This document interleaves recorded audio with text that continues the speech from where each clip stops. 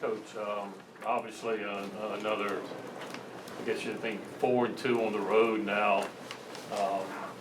What stood out to you today about the way your team handled this environment?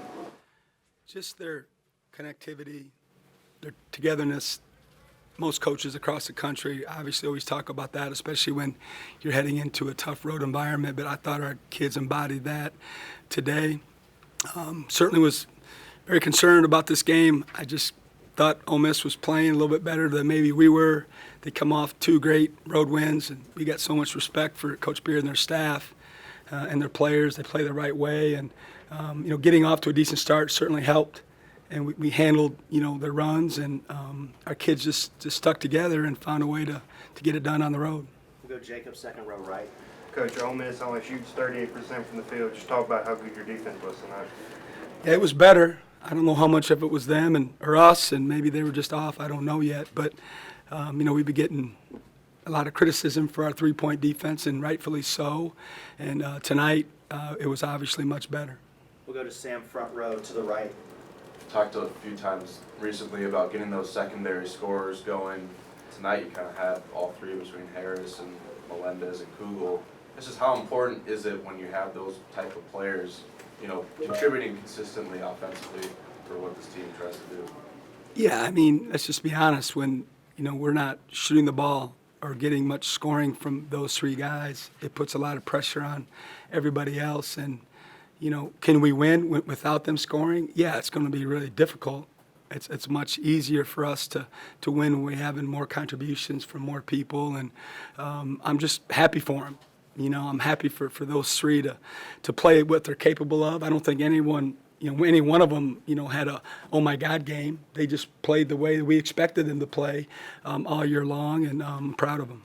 We'll go Brian, second row left. Coach, at the end of the first half, you had to go small with Michael and Keyshawn in foul trouble. How key was that stretch for that lineup to be able to extend the lead out?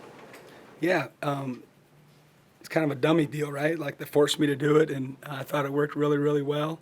We played some small lineups against them the first time too, and we like when Cam is at the 5 sometimes because of his quarterback ability and just his IQ and running the offense. And I thought that was big. We were able to, like you said, survive some foul issues in the first half. We had 3 or 4 guys with 2, and we're able to get a little bit of a lead, which was great for momentum, coming out of the half. We got time for 3 more. We'll go Rick in the middle, second row.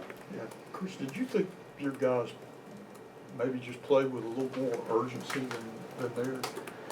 Gosh, Rick, I don't know about that. They're a very good basketball team, and like I said, just being honest, I thought they were playing better than we were heading into this game, and so it was one of those burn the boats games. And we talked a lot about how we needed to outplay them. They don't beat themselves. They stay in games, and they figure out ways to win. And we needed to flip the script on them. And I'm just super proud of them, of our guys, because that was an intense game, and they stuck together. And we had multiple guys make big time plays, and allowed us to win in a road game. Benjamin, second row right. Briefly, toward the end of that first half, you went into a 2-3 zone, it looked like, on defense. Is that something you feel comfortable playing, or do you just feel like it was what the situation called for against an Ole Miss team that plays a little bit of 5 out and doesn't always have a true center in there? Yeah, I'm not afraid to play zones. I played zones a lot, especially as I gotten older in my career. We haven't played as much this year because when we have, we just weren't very good at it. But we just wanted to throw them a curveball. We really just wanted to disrupt them if we could a little bit. They were usually out of an ATO. Most people run their best sets that way, and a lot of coaches employ, that type of change in the defense, and we did that tonight, and it worked out. I think we did it 3 times, and they had a wide open look the one time, but they didn't make it. David, wrap us up. Besides the defense, you got to almost every rebound. You limited the second chance points. How critical was that to the outcome?